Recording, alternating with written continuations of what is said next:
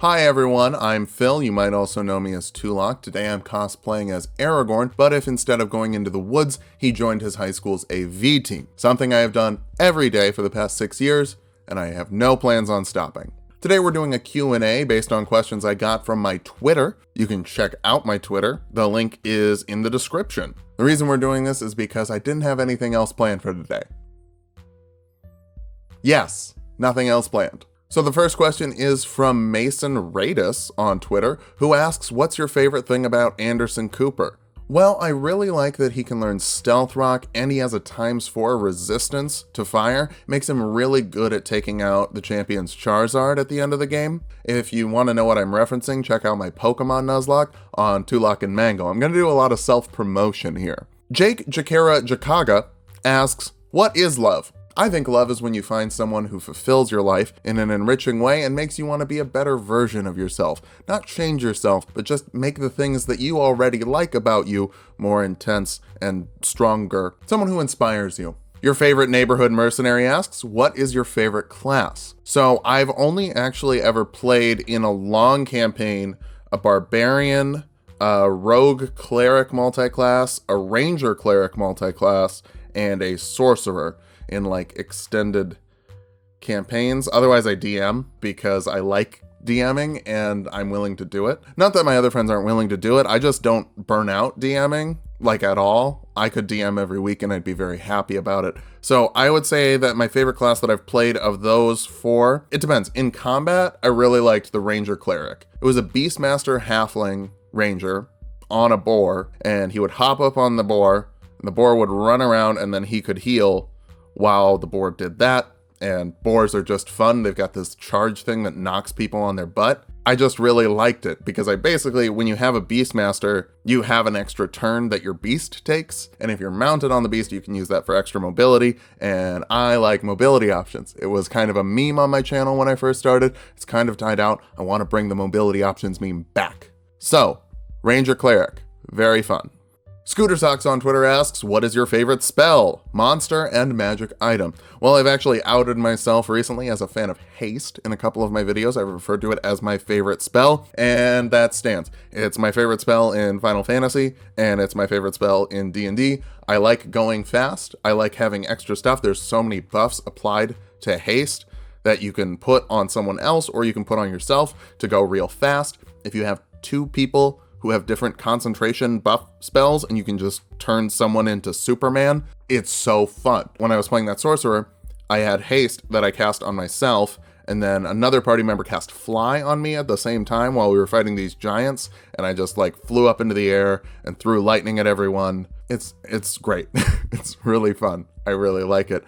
Favorite monster? Favorite monster's tricky. I like dragons. I know it's kind of cliche in Dungeons and Dragons to like dragons because it's in the name of the game, but I think dragons have just a ton of different things that they can do. It's always kind of familiar. Everyone kind of knows what a dragon does, so everyone can kind of fight it as effectively as they could fight something. I don't want something that's going to make the party go, I have no idea how to fight this, I just give up. I had that issue with a Rakshasa who was fighting a party with a lot of magic, and Rakshasas just don't get hit by certain levels of magic spells. I think it's up to like 4th level, maybe even. So unless they were using like their big nukes, they just weren't having fun because they weren't doing anything. I think it also has huge resistances to physical damage. So honestly, I lean towards more something that the players will know how to deal with, that they don't necessarily have to metagame, because if you're fighting a dragon, you're like, oh, it's big, it fly, it shoot breath. I can understand that. I can figure out a strategy around that, rather than why does this tiger's fingers not look right? Also, why is this tiger walking on 2 legs? Also, why none of my magic work? I don't have a lot of fun running that as a DM. I would rather have the party know what they're doing. And favorite magic item, I just gave one of my players an oath bow from the Dungeon Master's Guide. It's so good. It's like a super hunter's mark that you can do once per day with your bow to just Shrek someone. So it can be really good and it can really help someone just eliminate one person. But I don't think it's super busted because you can only use it like once per day. Aster the Bee asks, who is your favorite Kingdom Hearts character? It is Axel, who's on my shirt. He was one of the first Kingdom Hearts builds I did on the channel. because I like him so much. He's smarmy. He has fire. He has what I thought were tambourines when I first played the game as a kid. They're not. They're chakrams, I think is what they're called. But it's just cool because he just does weird stuff that isn't like big sword or like big axe. It's like 2 circle with spikes on and fire. And that's cool. And he's got a great story. He's linked in with Roxas. I mean, if you haven't played the games, spoilers, play the games and you'll really like Axel. I think he's a fan favorite. I think he's a fan favorite for a reason. Skull Kaylee Skull asks, what's your favorite build that you've made? I always joke that it's Luigi because that was my first video that did really poorly. Even in terms of like when I had no subscribers, I put Luigi up and like nobody cared. But making Luigi was also very fun because I was going to make Mario and then I found out that I was looking at the Elemental Monk online because I was at work and that's how I would do things. I'd just like Google things on my phone and then write scripts when I had a desk job. And I accidentally found a homebrew and I was like, why are people saying that Elemental Monk is bad? This is really strong. But it was a homebrew and I didn't find that out until 2 days before the video was supposed to go up. So I got really mad at Mario and I deleted him and it was right before Halloween. So I was like, screw it. We're going to do Luigi instead. And I just slapped together this build. And it's a Grave Cleric, Drunk Master Monk, which I think is a really fun combo. Don't have to go outside of your Wisdom modifier a whole lot. So it works out pretty well, actually, and it makes Luigi really great at killing ghosts and undead, which I think is hilarious. So I'm going to say Luigi, even though it's kind of a joke answer, it's also a true answer.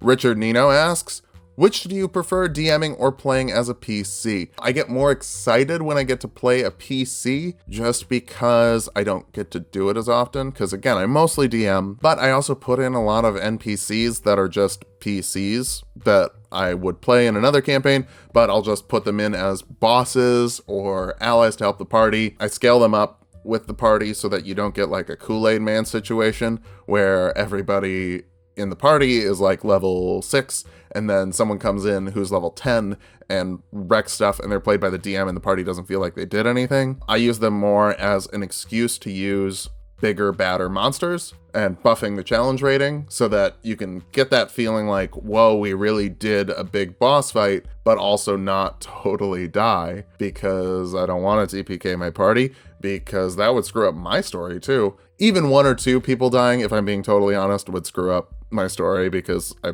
plan stuff out for characters, but I really don't want to TPK because then that kind of just ends the campaign unless you want to do like a side story where everybody's in the astral plane or the dead plane, whatever you call the dead plane, and they got to get out. I think that's fun, but I don't want to have to do that too much. And I feel like a TPK to me is saying, I failed as a DM, I gave you something you weren't ready for, I'm sorry. So, long story short, I think I just answered my own question. I prefer DMing because when I talk about DMing, I talk way longer than when I talk about playing a PC. B. Lynn asks, what's your favorite race to play? I like halflings because they can mount medium creatures and it's fun to ride around on a boar. Like I said, with my halfling ranger cleric thing, just being able to saddle up and be a little cowboy.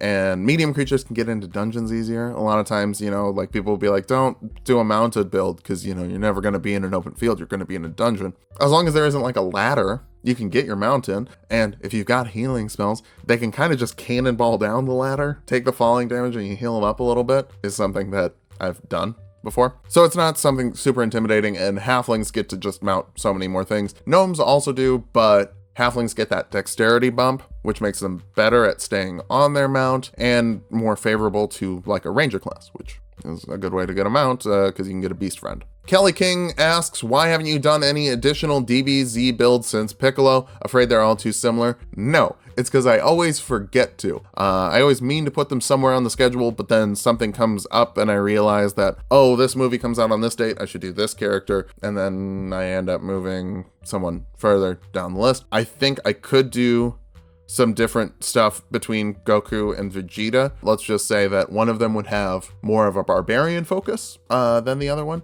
because they are angrier. Will on Twitter asks, if you could make a change to any class or subclass feature to make it better, not suck, what would that be? Ranger. Hide in plain sight in the player's handbook is ridiculously bad. It takes a minute to do. You can't move, and you get plus 10 to your stealth. Plus 10 to stealth is good, but you can't move. And you already should have Pass Without Trace, which is a 5th level spell that gives everybody in a 10-foot, or I think in a 30-foot radius of your choice, plus 10 to their stealth checks, and you can move. It's so much better, and you get it at 5th level. So they've already kind of tweaked it with Vanish, and I can't remember what the new one is in the class feature variants on Earth Arcana, but it's very good. I really think that class feature variants on Earth Arcana is especially important for a Ranger because it's not as busted as the revised Ranger was, but it's better than the player's handbook Ranger was. It's in this happy little medium that feels very balanced. Bearman asks, is Team Fortress 2 better than Overwatch and Fortnite? No, things are subjective. Games are subjective. Different people like different things. A lot of people like Fortnite. It's new, it's hot, it's exciting. I get why people like it. Personally, of those, I prefer Overwatch because it has the most character to it, I think. Like Fortnite, you can just run around in a John Wick skin. It's more about the gameplay than the characters. Team Fortress 2, everyone's pretty unique. Like, they have characters, but they're like hard archetypes of like soldier, pyro, spy. Obviously, get a lot more personality in those little shorts, but Overwatch has a lot of very unique thing. So I would say Overwatch is probably my favorite of those three. I understand why people like the other ones, but Overwatch is the one I can do the most interesting builds for, I think. Eventually I'll do Team Fortress stuff. It's actually pretty heavily requested. I'm not super familiar with it, and I'm bad at shooters. So one day I'll do it, probably, but for now, Overwatch is my favorite of those three. John Appleton on Twitter asks, what is the most underutilized spell in your opinion? Jump. I think jump is underutilized because a lot of people draw flat maps in combat, and that's something I'm definitely guilty of, where players would enter a big open arena that was flat and there's maybe some columns, and that's it. That's the decoration. I've had a lot more fun since I've tried to vary maps and have different heights and different things where people can go to get advantage on different things. It's a lot more fun to have variety in your maps, so I encourage people to take jump to take advantage of the variety in those maps and hop really far. Jumping mechanics are something that people also don't really like to pay attention to, so I think that's why jump gets ignored as a spell a lot, because they don't really know how jumping works in D&D, and they don't want to figure it out. They'll just say, oh, I'll roll an athletics check, maybe. It's not super hard. Your horizontal jump distance is your strength score, and your vertical jump distance is 3 plus your strength modifier. That's it. Now you know how to jump in D&D. Dan Cooper asks, what is the game, show, or movie that you hadn't gotten into before a video that you most fell in love with? So I would say Full Metal Alchemist and My Hero Academia. I really, really like both of those things, and I wouldn't have gotten into them if people didn't ask me to make builds from them. If there's a Venn diagram of fans of Kingdom Hearts and fans of anime, I think it's almost a full circle. Like, it's just this, but there's a tiny little sliver up here of people who just played Kingdom Hearts, and that's where I was until I started this channel. Everybody asked for anime, and I made an anime video that blew up the channel, and I was like, okay, I have to do a lot of anime now because that's what people want from me. I've really enjoyed a lot of the anime I've watched. I haven't enjoyed all of it, but you know, whatever, it's fine. Twiggy on Twitter asks, from your perspective, what are the ups and downs of using 5e compared to Pathfinder? I run a Pathfinder game with my friend, and he wants me to join his 5e game. IDK, which rule set is better? Neither is better. They're fine. They do different things. Pathfinder is based off of 3.5, which had way more customization options. I haven't played Pathfinder. I've played a little bit of Starfinder, and there are a ton of customization options. The trade-off there is that a lot of times people will get freaked out and scared of how many things that they can do. 5e is a simpler system that makes it easier to jump in and start role-playing right away if role-playing is something that you're more interested in. Pathfinder lets you do a lot more specific things. It's a much bigger, broader system. It's kind of like a PC Mac kind of thing. I started on 5e, so that's why my channel's 5e. If someone ever wants to make a Pathfinder version of my channel, you have my full permission. Please do. I'm not going to. Mafi asks, will I answer this question truthfully? No. Some undead guy asks, is Danny DeVito your god as well? No, Danny DeVito's not my god, but I am a big fan of his. Batman Returns is my favorite Batman movie because it focuses on Danny DeVito's Penguin and not on Batman, because there are so many Batman things and I kind of just don't care about Batman anymore because, oh my god, I don't need to see his parents die again. I'm sick of it. Show me someone else. And that's the only one with Penguin as a villain, and it focuses mostly on Penguin and Catwoman, which is a more interesting story for me, and it's a weird movie because it focuses on the villains, and at one point Michelle Pfeiffer just puts a live bird in her mouth. It's crazy. The Narwhal Mage on Twitter asks, what advice do you have for someone who's new to D&D and wants to join? Well, I would say play some D&D. Go to a local game store. A lot of them will have regular D&D nights where people can kind of hop in. Play something simple, like a rogue, a fighter, or a barbarian. That's my recommendation for your first time. If you really want to cast spells, maybe start off as a fighter or a rogue and go into Arcane Trickster or Eldritch Knight. So you can start kind of learning spells as you're moving forward, rather than jumping in as a first level wizard with 6 different spells in your book and you've got to pick a certain number of spells that are ready per day. That's kind of intense. Figure out the character you want to do. Don't look at my videos and say, oh, Tulok is telling me to make John Wick and I have to play John Wick and my name has to be John Wick. That's not what my videos are for. My videos are for figuring out the mechanical things. I always work backwards and I think, what do I want my character to do? And then I figure out the classes and where I want to go with the character, what I want them to do right away, what I want them to do later, and then work backwards from there and then flesh out who they are and all that stuff. A lot of people might recommend going the other way. Just start off with, I am a fighter, and as I go through this world, I will learn more about myself and become who I'm meant to be. That works too. 2 schools of thought on that. My girlfriend's on the other side, I'm on this side, and I'm the one with the YouTube channel. So I'm the one who gets to say it. Seduske on Twitter asks, has anyone ever asked for a D&D build for Nero from the Devil May Cry series? Yes. Just a Star on Twitter says, you think of ever doing non-traditional characters like Mrs. Potts or Chip or Lumiere or Cogsworth, basically any characters in Beauty and the Beast besides the humans? I don't think that there's enough there for me to build a full character out of it. I think it would be fun to play someone inspired by that. For example, my favorite character to roleplay was a character called Fletcher Rook, who was a trickery domain cleric mixed with rogue, and I basically modeled him after Sacha Baron Cohen from Borat, Bruno, all those like prank movies. He was a cleric who would pretend to be a cleric of other people's gods and swindle them out of their money. But he was actually a cleric of a different goddess who would be a spoiler for people who are in the campaign with me because they still don't know. But yeah, so you can, like, obviously you shouldn't build Sacha Baron Cohen in D&D, but you can take inspiration from guy who puts on masks and makes people look stupid and make that a character with some different mechanics. So for like Lumiere, you could be like, I want to be a sorcerer who's got a bunch of fire and also loves dancing and singing. So probably a bard sorcerer mix. Cogsworth is like an order person. The new Clockwork Sorcerer, check out my video, would be fun for that. So you can kind of do that. Stephen Dugan asks, which subclass do you feel like is the most underappreciated, underutilized, and why? Abjuration Wizard. Everybody sees evocation and they just say that. I want to blow things up. Blowing things up is fun. Doing other things as a wizard is also fun. You can do those things. Alexander Elliott asks, how do I convince my friend homebrews are too powerful and to just effing use the game's classes? Good question. I would say that there are so many different subclass options, and I would point out that some of them are kind of busted, like a Hexblade Warlock that they could use. I would also point out that there's someone on YouTube who has made over 100 videos of 100 different characters and how you can make them with stuff from Wizards of the Coast. It's me. Tell them to sub. Sean Banvesti on Twitter asks, what is a character that you really want to do but can't seem to figure out the right build for yet? I don't really have anything on my list that I don't totally know how to do. I've got some stuff that I don't think is as powerful as it should be. Someone mentioned Dragon Ball Z earlier, and I can build Dragon Ball Z and just won't be as powerful as Dragon Ball Z. I think that's the real issue here. I can give, so like the Superman video, I made Superman. He technically has most of his abilities from the comics, but he's not very powerful. Because when you try and do the big, powerful god character, you have to give them so many things, you end up watering them down.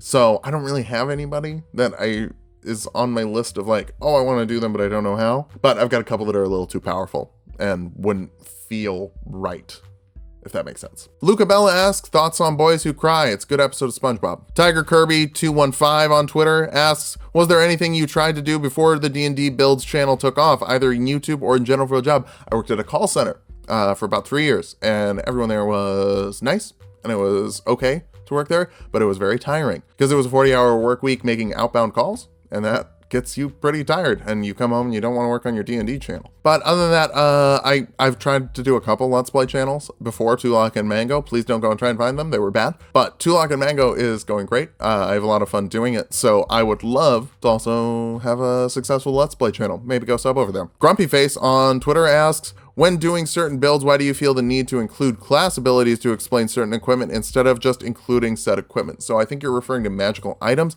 and it's because I'm not your DM. I don't know what they're going to give you. It'd be great if I could say, oh, just grab the Helm of Comprehended Languages, but I don't know that your DM is going to give you that. There are so many magical items, and your DM could use any number of them. So I don't know. That's why. B Manta asks, when is 6e going to be released? I don't know. Mind of the Lion asks, what is your favorite D&D experience? So when I was playing Tulok the Barbrarian, the party encountered a bunch of cultists in the woods that we knew were like trying to summon like the devil demon thing. And I think the DM's intent was for us to see that and try and sneak by. But what we did instead was, since they were in the woods, we lit some tree branches on fire and ran in a circle around them to create a bunch of fire that trapped them inside and burned them all to death, which was fun. And it was a great time. And there was a bunch of chaos of people like trying to run out and me just being a barbarian and being like, no, don't. And then someone had a magical bean that dropped a pyramid on everyone. It was insanity. It was such a good time. Zobeja Zabzik asks, who's your favorite Digimon? The only one I remember is Agumon. Oh, what's the seal one? Gomammon? Gomammon. That's the seal one. I just Googled it. Gomamon, maybe? I didn't do Digimon a lot. I was a Pokemon kid. Cuddle Approved on Twitter asks, have you ran a campaign or been in a campaign that lasted all the way to level 20? If so, was the party just way too broken for it to be challenging, or was it fun to witness the full potential of the characters should campaigns have a level cap? I have never been in a campaign as a player that went to level 20. The highest campaign I've ever ran went up to level 14. I'm currently running a campaign that I plan to have go to level 20. I don't think that they should have a level cap necessarily. I think the story should end when it feels like it's over. I don't think you should stretch it out. I don't think you should condense it. I think you should take your time and enjoy it. And if people aren't enjoying it, figure out why they're not enjoying it. Try and fix it. Try and make everybody happy. And maybe just end it. That's okay. There's nothing wrong with that. I will soon be DMing one-shots of level 20 characters that will be on this channel. Cody Leduc asks, if a Kingdom Hearts character says darkness when nobody can hear them, did they really fall into the darkness? Yes, because Aqua fell into the darkness when no one was around. The Lawliot asks, how much time do you put into researching each build? It depends on the build. It depends on what I know about them already. So DC, Marvel stuff, I've got a pretty good handle on that already. I don't need to do a lot of research. I can honestly just kind of start writing the script. Anime, I have to binge all the anime, and sometimes that's very fun. Sometimes it's not. We'll talk about that later in the video.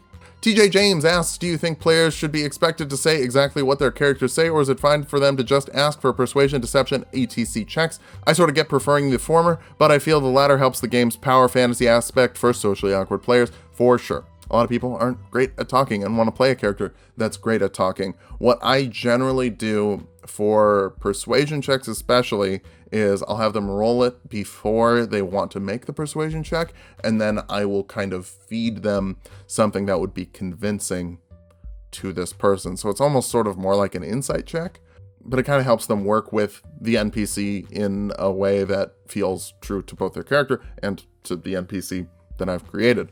I think, yeah, so if you're playing with someone who isn't comfortable speaking a lot, that's fine. Persuasion, deception, just say, roll me a check. And then you as the DM can kind of fill in the blanks and be like, you were able to convince them that they need to help you fight the dragon because the dragon's going to come destroy their town. And if they don't help, then they're probably going to die. So they can die helping or they can die not helping. Tim Thyssen asks, what character build has been the most difficult for you to figure out?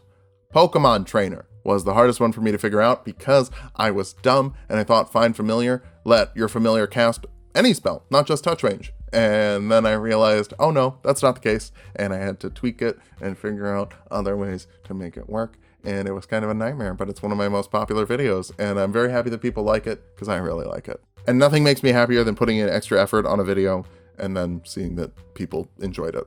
That's a great feeling. Mark at Dragon Quest Baby on Twitter says, when you do episodes on content you're not familiar with, do you binge straight through until you're done, or do you cycle through the series games for upcoming characters? Yep. So that's what the polls are for, is to tell me what I need to binge so that I don't need to binge 6 different things. Nick Jones on Twitter asks, what is the most overpowered class feature in the game? Archdruid. Endless wild shapes. You can't die. That's pretty good. Ty, I Like Bernie on Twitter says, what kind of degrading favor would I have to do to get a Rukia Kikuchi build? Because I'll do it. You can commission me for videos. If you join the Patreon, you can send me a direct message. I will tell you. No one has been willing to pay what I have put forward as my request, because I think people drastically underestimate how much people charge for videos to be made. My estimate is still on the low end. If you really want to get into it, you can join the Patreon and send me a message, but I'm guessing you're probably not going to want to do that. So what I would recommend is have people flood the comment section with requests for that same character, get some friends in there, and then I will think that it's heavily requested, even if it's just you and 10 friends. Zachary Morris asks, have any neat ideas on Alchemist Artificer? Ever seen Raka no Yusha? Great unique anime, also a source of character concepts. What food do you have zero opinion on yet often eat? Alchemist Artificer. Don't really have any ideas for it right now. I'm going to be honest with you. I have not seen that anime. Maybe there are good character concepts in there. What food do I have zero opinion on, but still eat often? I don't know. I like all the foods that I eat. I'm not very good at answering your questions. I'm sorry, Zachary. Charles Bryan asks, have you considered using either the Ravnica backgrounds or the Dragonmark races as a way to get access to character appropriate spells? Yes. I'm trying to hold off on it as much as possible just because I'm not used to doing it and I would have trouble balancing it. But that is something I'm thinking about doing. I'm working on figuring out what those are and how those work, and also which characters that would work for. RC Orchid Roaring 20s Harpy Harbinger on Twitter asks, if you could design a new class for D&D 5e, what would it be? Could be a class, prestige, etc. from an older edition if you want. Honestly, I'm kind of happy with what we've got. Prefer more subclasses. I'd love a Dragon Warlock, but as far as an entirely new class, I think I'm okay. I think just you can do a lot with the different subclasses of different existing classes. James Mintoff asks, will you finish doing the TMNT builds? Yes. Jonathan McGee asks, Tulok, what is best in life? I know that I'm supposed to answer this with a Conan the Barbarian quote, but I can't remember the exact quote. I think it's hearing the screams of your enemies and stuff like that. Honestly, I think what's best in life is having some buddies around, playing a little bit of Dungeons & Dragons. RPD234 asks, when are the cats builds coming? They're probably not. I'm trying to be honest in these answers, and as much as I want to give you some Mimi joke, that's not the point of this. So, they're probably not coming. Cody Mason asks, have you ever played or had any interest in playing any of the other editions of D&D? Yeah, no. Yes and no. I like 5e. It works for me. I don't love learning new systems because I feel like 5e gets it done for me. And so I don't really feel the need to expand my horizons there, because as far as playing a role-playing thing goes, 5e's got it covered. I've started playing some Starfinder, which is very fun and is better suited for like a sci-fi thing. I think that's something I'd be more interested in, just doing different systems that work better for like modern settings or sci-fi settings. So I don't think I'll go back to previous editions. Blake Singleton asks, if you were to pick a character to make in Dungeons & Dragons that hasn't been suggested already, who would it be and why? Miss Marvel, Kamala Khan. I'm a huge fan of the Kamala Khan comics. I've been reading them since they came out. I've kind of fallen off just because I forget to go and buy the new ones when they come out, and I want to get them in collected editions because it's just a little bit easier. But I love Miss Marvel. She's getting a show on Disney Plus, and as soon as that show comes out, you're getting a build for her. Kyle Coleman asks, how do you prepare for a session? Not like I should. I do it like an hour before the session starts. I start typing up my notes, but what I do instead is I spend a lot of my downtime kind of as I'm falling asleep or just driving around. I think about different characters' motivations. I run pretty much exclusively homebrew stuff. So I think, what is the villain trying to accomplish? What is this NPC that's friends with the party trying to accomplish? How is the world working? What is everyone's goals? Because my players are very good at not doing the things that I think they'll do. I've been playing with them for over a year now, maybe almost over 2 years. Maybe over 2 years. I still have no idea what they're going to do. So the best thing for me to do is think about the world as it exists, all the people in the world I've created for them and what they want, and kind of try and figure out something to point them at that they'll fully ignore, and then I'll have to come up with something on the fly anyway. Hank Hill Rainbow Flag on Twitter asks, what got you to the decision to have a YouTube channel centered around making D&D builds? Well, I was hanging out in the D&D Reddit a lot, and I would see posts that were like, how would you do Wolverine? How would you do Batman? Every once in a while. And I thought, how would you? And then I tried to find stuff and didn't. So I was like, oh, I haven't seen a lot of people doing this. Might as well try and make a channel of it myself. And then I did, and the D&D Reddit didn't like it, but the Kingdom Hearts Reddit kind of liked it. And I started getting a following, and then it just sort of snowballed from there.